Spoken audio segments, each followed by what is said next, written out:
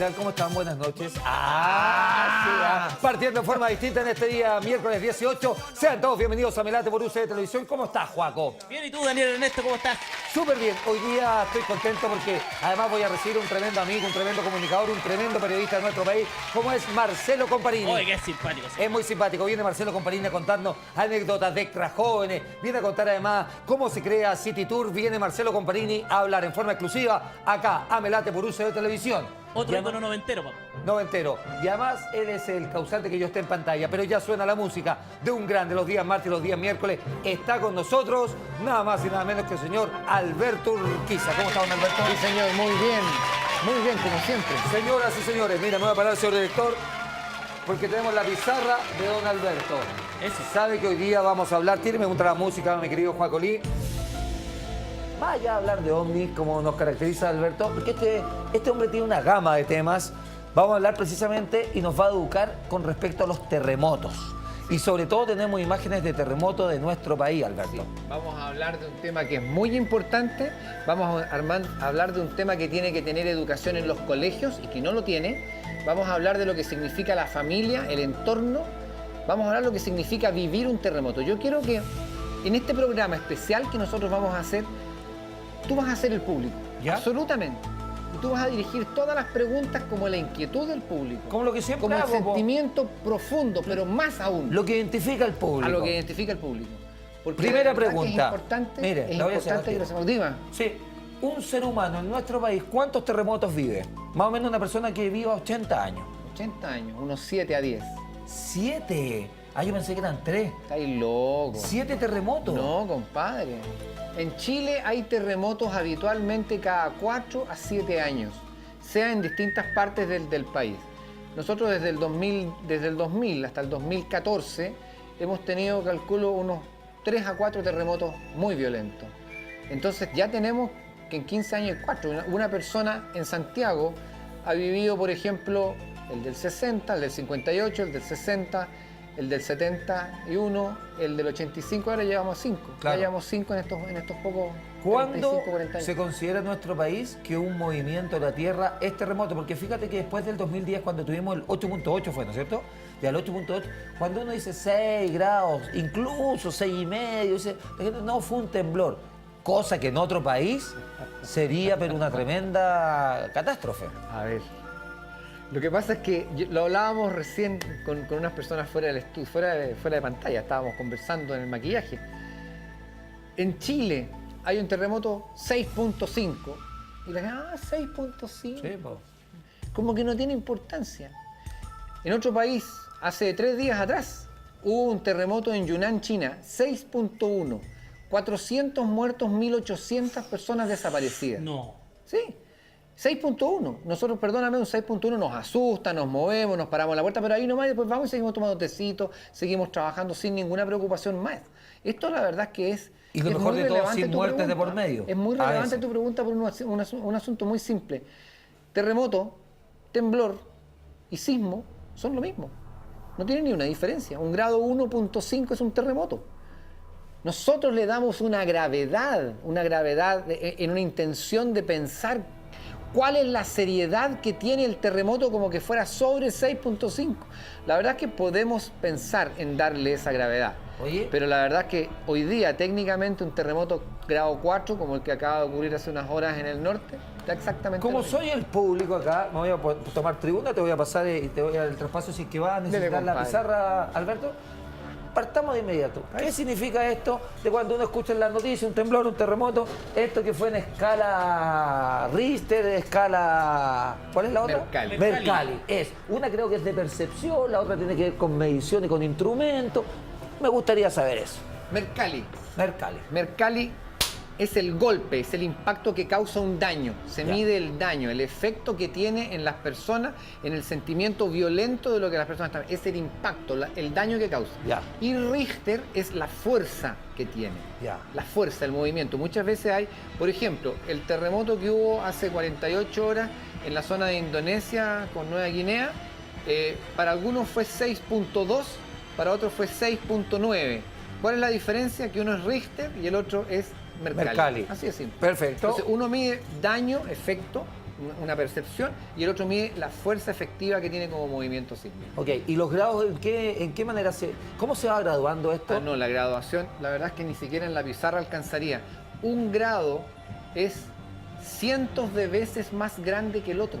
Es decir, un sismo grado 6 a un sismo grado 7 tiene 300, 500 veces más la potencia de uno con el otro. O sea, no tiene ninguna comparación un sismo grado 6 con un sismo grado 7. Claro, 1,6 no es similar al 7 no ni es el que 6 al un 5. poco más fuerte, Ya. que es el doble, no es el doble. Mira qué interesante, Son ¿eh? cientos de veces más fuerte. Ya. Y nosotros en Chile lo vivimos habitualmente, lo vivimos constantemente. Es una norma. Acaba de haber un sismo que en el sur, en la zona de Puerto Aysén, fue 4.9 y estaban muy preocupados por el mismo. Pero resulta que en la zona de Puerto Aysén ya hubo un terremoto en esta década, en la década recién pasada. Ahora, nosotros en el norte tenemos sismos permanentes, 5.1, 6, 6.5, normales, habituales. Ahora, te quería preguntar, porque casi siempre nos han dicho a través de la prensa que, no sé, en el lugar que uno vive, sobre todo en la zona central, cada 10 o máximo 15 años tendríamos que vivir un nuevo terremoto.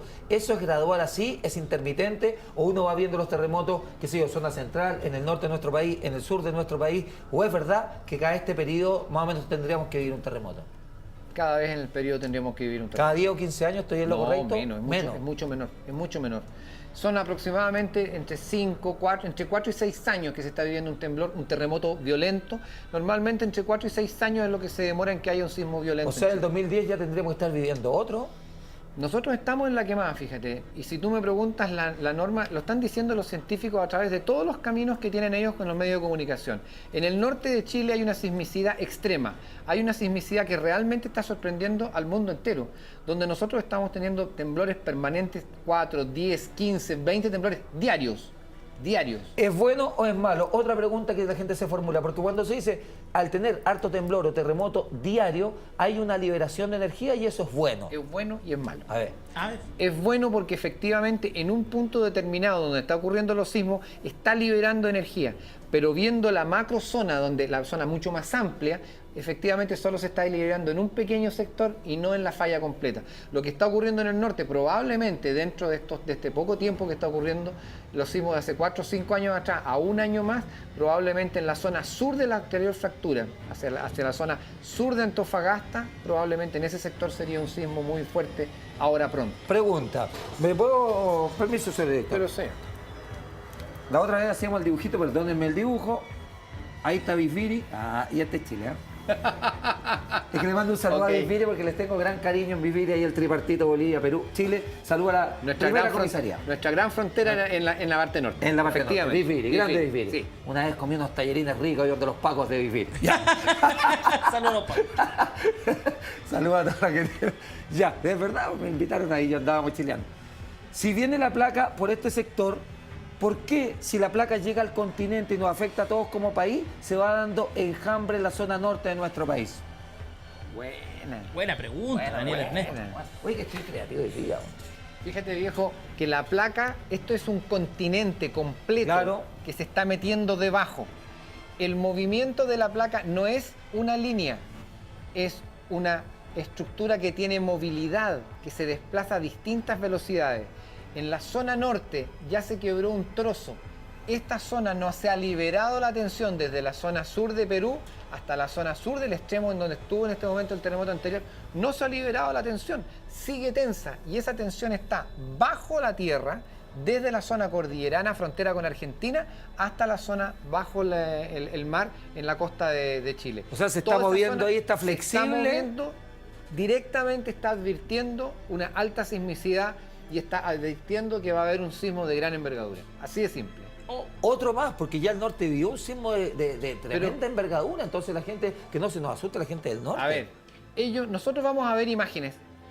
Vamos a ver imágenes en un momento del programa, porque tengo una serie de imágenes que quiero que la gente vaya viendo. Hay imágenes en las cuales ustedes van a ver las sirenas de emergencia en el norte. Van a sentir lo que la gente está sintiendo en un momento cuando ya ocurrió un sismo y viene la advertencia de un maremoto. Las alarmas suenan cuando hay terremoto y las alarmas suenan cuando hay peligro de un maremoto. Y el norte está ensayando, practicando, pero permanentemente esto. Y no es por solamente mantenerlos entretenidos. Esto no es para que pasen, en vez de ir a una discoteca, pasen un evento de preparación de un terremoto. Es porque va a ocurrir. y va a ocurrir antes que en las otras zonas de nuestro país. En el resto de Chile van a haber erupciones volcánicas, van a haber terremotos, sí, los van a haber, pero el peligro inminente de un gran sismo es en la zona norte. Ahora, en sin lugar a dudas. ese sentido, como abríamos el programa, me da la impresión, Alberto, no sé si estoy errado, que hay más educación, sobre todo en el norte, lo que tú dices. La gente ya sabe las vías de evacuación, sobre todo después de la experiencia del 2010, ¿no es cierto? La gente sabe lo que significa una alarma para esto, una alarma para esto otro, cómo tiene que actuar. Hay más educación igual. Sí, hay más educación y a eso me refiero con que nosotros en Chile cada día, hoy día, a través de estos mismos programas, le vamos enseñando a la gente, claro, vamos mostrando imágenes que son impactantes, vamos mostrando imágenes que son chocantes en un momento determinado, pero que son reales. Pero le estamos diciendo a la gente que tenemos que estar preparados. ¿Las quiere mostrar? No, vamos a mostrar algo primero. Allá. Ustedes saben, se han fijado que muchas veces les hablan que hubo un hipocentro y de repente que hubo un epicentro. Ya. ¿Sabes cuál es la diferencia entre uno y otro? En las profundidades de la Tierra se quiebra en un momento determinado esta placa que está entrando hacia abajo con la placa continental que va hacia el océano, y aquí se produce una fricción y un quiebre donde estalla la energía que empieza a subir. Esta zona es el hipocentro. La energía va fluyendo. Muchas veces la gente en la superficie empieza a percibir estas ondas primarias para percibir, y uno no tiembla, pero siente el sonido aquí en el pecho como que hubiera algo que se está moviendo en el aire. Cuando llega a la superficie, en la zona de superficie donde ocurre el sismo, eso se llama epicentro. Perfecto. Y resulta que, ¿qué me dirían ustedes si yo les cuento que el gran terremoto del 27 de febrero en el sur fue 2 minutos y medio antes que en Santiago? El terremoto se demora en viajar una distancia. Esto se mueve igual que olas. Y en la distancia desde el epicentro hasta la Tierra probablemente se demoró unos 15 a 20 segundos en llegar el terremoto. Cuando el terremoto ocurrió en la zona de Concepción, de Constitución, se demoró más de 2 minutos en llegar a Santiago. Si hubiéramos tenido un sistema de alerta temprana, nosotros habríamos sido advertidos, pero estábamos preparados. Entonces, efectivamente habríamos tenido 2 minutos, 2 minutos. Probablemente entre 400 y 500 kilómetros por hora va un terremoto en un momento determinado. Y es igual que una ola. La Tierra pasa a ser casi líquida y empieza a moverse de esta manera. Y por eso cuando es mayor la distancia, la ondulación también se hace más intensa. En cambio, en la zona más cercana al epicentro es más violenta, es más dura, es más fuerte, y por eso hay más daño. Es más intensa en el epicentro, Claro. es más, Claro. se acumula más energía. Por eso nosotros acá tenemos un 8.8 y en Santiago llegamos a un 8.2. Es decir, esta fuerza Se disipó. viajando esos 400 kilómetros o 500 kilómetros se fue disipando y llegó en un momento determinado mucho más lento y mucho más suave para nosotros. Oye, me gusta Alberto, porque de repente habla como Lindorfo, ¿ah? Sí. Sí, dice como que se fue disipando, o sea, poniéndose lenta. No, nada que ver, era un detalle que quería poner. No, Daniel, por favor. Un animalito. Eso, se fue disipando, o sea, para que los niños se entiendan, lenta. Muy bien. Usted quedó pegado de la ley de la selva. ¿Ah? Yo, Sí. yo- ¿Le gusta ese programa a usted? Yo me enorgullezco de haber estado en la Ley de la Selva con Lindorfo, con Alfredo, con la señorita Janet. Fue bonito La verdad programa, que me lo sentí felicito. muy bien. Y tengo el top rating del programa, 32 puntos de rating histórico. Estoy Grande, feliz también más Urquiza. encima. Excelente. Y acá también tiene el top rating 07. No, nada que ver. Tenemos más. Oye, un saludo a Seba Jiménez, un tremendo saludo. Sí, Perdón. a todos sus trabajos. O sea, ¿Sabe un qué? abrazo. No es que yo... Me gusta este programa más distendido, ¿ah? Por eso yo le tiro la ¿Quién talla está también. tenso en el programa? ¿Hay alguien tenso en el programa? No, po. ¿Alguien que lo esté viendo que esté tenso? No. Lo estamos pasando bien porque estamos siendo educados. Eso. Eso, muy bien, Excelente. Alberto. Es verdad. Entonces, esto es lo importante de saber lo que es un hipocentro, lo que es el epicentro y las velocidades de desplazamiento que permiten que se vayan disipando las ondas, pero que hay un tiempo. Si hay sistemas de alerta que están captando que hay un sismo en un hipocentro, que hay un epicentro, se puede advertir con tiempo la ocurrencia Le de tengo un una pregunta. temblor. Puede ser incluso media tonta la pregunta, pero que hay que preguntar No, todo. no. No hay preguntas No tontas. hay pregunta, no. Es verdad. Si esta es la placa, que es un continente que se mueve hacia el territorio nacional o se mueve ya hacia la Tierra, ¿por qué? ¿Qué vamos a preguntar? No. ¿Por qué De repente el epicentro es acá, al medio de la Tierra. Se supone que el choque está acá en la placa y esto es el océano. ¿Por qué el epicentro está acá, dentro de la Tierra? Ok. Porque cuando la placa se está metiendo... Préstame la tapita para que no se seque el lápiz. Cuando la placa se va metiendo, no está chocando. Se está metiendo, introduciendo debajo de la otra. Ah, y ahí es donde se produce ese epicentro. Entonces el epicentro, el choque, la ruptura, no se produce donde se está tocando, en la punta, aquí, sino que ocurre en profundidad. Y donde se libera la Los energía. últimos sismos han tenido 30 kilómetros de profundidad. Cuando van en Argentina, por ejemplo, después de la cordillera de los Andes, muchas veces ocurren a 300, 380, 400 kilómetros de profundidad. Y eso es porque la placa está más abajo, y por eso al estar más abajo pasa la cordillera y los sismos son menos intensos. No dejan de existir, pero son menos intensos. Ahora una pregunta que estaba leyendo recién en el Twitter, Alberto, y la gente quedó un poco conmocionada con lo que dijiste, que a lo mejor ya el terremoto del 2010 ya estaríamos en fecha de los 5 o 6 años de tener un nuevo sismo tan alto a un 8.2, por ejemplo, en Santiago, ¿o podemos esperar algo de un 5, un 6? El terremoto del 2010 fue algo realmente impresionante. Nosotros tenemos antecedentes de nuestro país no de hace mucho tiempo. Yo diría que llevamos 140 o 150 años de información más fidedigna que se ha podido hacer un seguimiento. Pero no tenemos la certeza. El terremoto del año 60 fue prácticamente en la misma parte. Fue prácticamente en la misma parte. Muchos dicen, no ocurren los terremotos en el mismo lugar. Perdón, sí ocurren. El terremoto no fue exactamente en el mismo lugar, pero la precisión con la cual el terremoto se mueve fue en la misma parte. Fue en el mismo lugar, fue en el mismo sitio que causó el daño, pero hacia un sector diferente, hundiendo la tierra.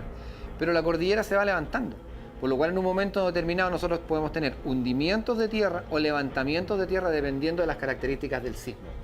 El sismo que nosotros podamos vivir en Santiago tiene dos características. Uno, que sea provocado un sismo, por ejemplo, en la zona costa, como fuera el Garrobo el año 85, o que sea en una zona costa, como en Constitución o Concepción, que fue el del 2010. Pero ¿y qué pasa si lo que falla es San Ramón, que está aquí al costado con nosotros? De veras. Que es un quiebre que no está aquí, sino que está pegado a nosotros, que no es la misma cosa de una capa de subducción, sino que es un quiebre de la capa de subducción, que se va rompiendo la tierra, que se va agrietando hasta la superficie y en un momento determinado produce un movimiento como este, que hoy día está probado por la ciencia. Oye, está comprobado el otro día me acordé de ti, yo vivo en La Reina, incluso lo tuiteé, por ahí debe estar mi tuit. Se sintió un ruido subterráneo sin movimiento y dije, alguien que vive en La Reina, en La Florida, acaba de sentir, y fíjate que me llegaron hartos tweets que me decían, sí, sentimos un ruido subterráneo sin movimiento. Es decir, ¿cuál es la sensación? Esa misma que uno tiene antes de percibir el movimiento. Cuando viene un temblor, un terremoto, uno tiene esa percepción que uno dice, aquí ya viene, y se empieza a mover. Esa percepción es la que sentí el otro día y de haber sido el roce. La fricción es tan intensa en la profundidad que en un momento se raspa sin provocar la ruptura. Ese quiebre no produce, se produce la fricción. La gente que vive en la zona de Peñalolén, La Reina, La Florida, Puente Alto, siente, ahora último, mucho sismo. Yo el día sábado estuvimos en una vigilia en el Cajón del Maipo y Dani, te mando un saludo, chiquilla. Ella misma me contó hace horas atrás, es decir, el día viernes en la noche, sintió un ruido como que un camión estaba pasando cerca de la casa. Lo único que ella vive en la parte alta de la cordillera, donde realmente la casa para ella es prácticamente la última, y no tiene una ruta donde pasen camiones. Y era muy alta hora de la madrugada, cerca de las 3 de la mañana, pero no hubo temblor. El ruido fue intenso, incluso sentía como que los vidrios estaban cimbrándose, pero no había movimiento, no hubo temblor.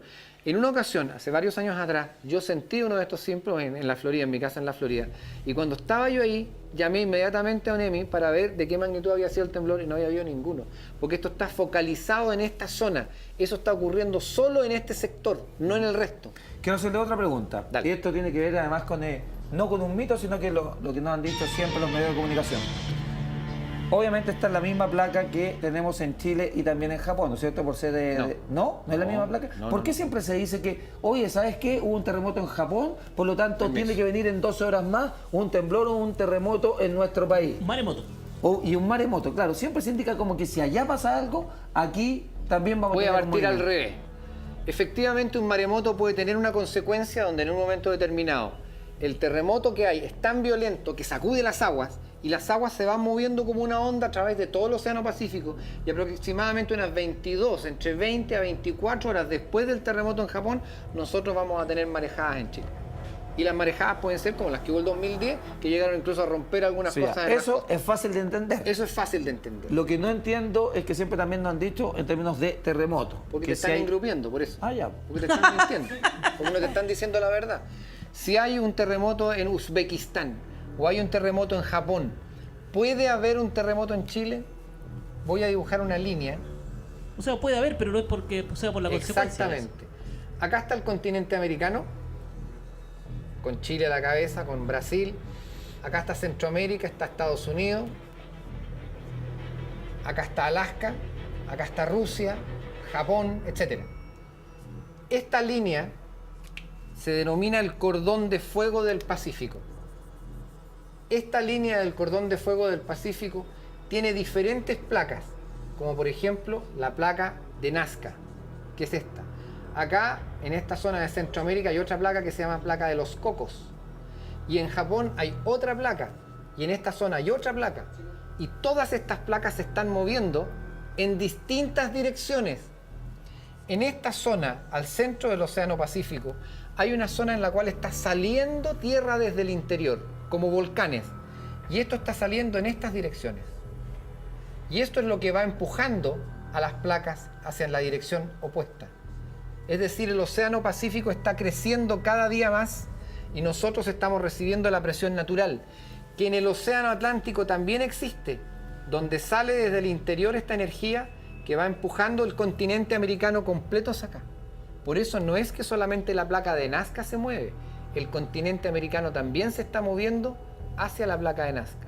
Lo bueno es que en este caso la placa continental está sobre la de Nazca y nosotros vamos a seguir arriba, pero la costa se va a seguir quebrando y en un momento determinado las montañas van a seguir creciendo y obviamente va a haber un instante dentro de muchos millones de años más que Isla de Pascua vamos a poder ir en bote a verla. No. Va a estar al lado. Va a estar, Isla de Pascua va a llegar frente a nosotros a 50 kilómetros, 80 kilómetros antes de entrar en la zona de subducción. Me gustaría que nos mostraras imágenes. Tengo entendido que nos trajiste imágenes. Vamos a ir por viendo favor, imágenes. Alberto, le comunico a mis amigos de Suite que he perdido el sono. Muchas gracias.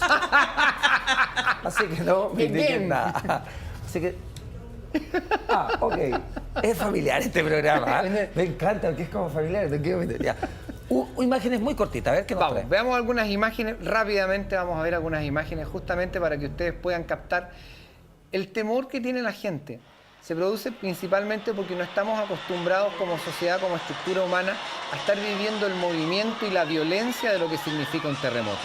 Tenemos que entender que hay que aprender a esto, que tenemos que aprender a convivir con esto, que tenemos que saber alejarnos de los vidrios, que tenemos que saber alejarnos de las partes metálicas que pueden caer sobre nosotros, que tenemos que tener el cuidado de tener en nuestra casa una mochila que tenga agua potable para varios días, que tenga materiales necesarios como por ejemplo una radio a pilas, que tenga linterna y que tenga pilas. Es decir, que tengamos elementos necesarios para poder sobrevivir en el caso que se nos corte el agua, la luz y el gas, que tenemos que acostumbrarnos a que esto es real y que esto es normal y que nos va a seguir ocurriendo. No porque un brasileño, no porque un frente nos diga que va a ocurrir, es que va a ocurrir. Y nosotros no tenemos que preocuparnos en el sentido de estar asustados todo el día, sino que tenemos que estar preocupados de aprender cada día y vivir tranquilos. Y de educarnos y vivir tranquilos y preparados y con la conciencia tranquila de que podemos salir adelante. Muy bien. Que la gente quede tranquila porque este le va a significar vivir mejor cada día y no vivir peor cada día. Muchas gracias, don. Sin temor, eso es muy importante. Alberto Urquiza nos deja muy bien, Juacoría. Impresionante. Impresionante. Qué bueno. @Alberto Urquiza es muy bueno, cómo nos educa, cómo sabemos más de terremotos. Nosotros en una zona sísmica, en un país sísmico, tenemos que aprender todo esto que nos dice Alberto Urquiza. Y además, ¿sabes qué? Aprendí otra cosa, Juaco. ¿Qué aprendió, Daniel? Que, por ejemplo, con razón el otro día Lucho Rubio me pidió un kit de rescate. ¿Por qué? Claro, que en la casa también le cortaron la luz, el agua. Tiene cortado todos los suministros. Ok, nos vamos a una pausa, un corte, seguimos haciendo Velate por un CD de televisión junto a Nivea.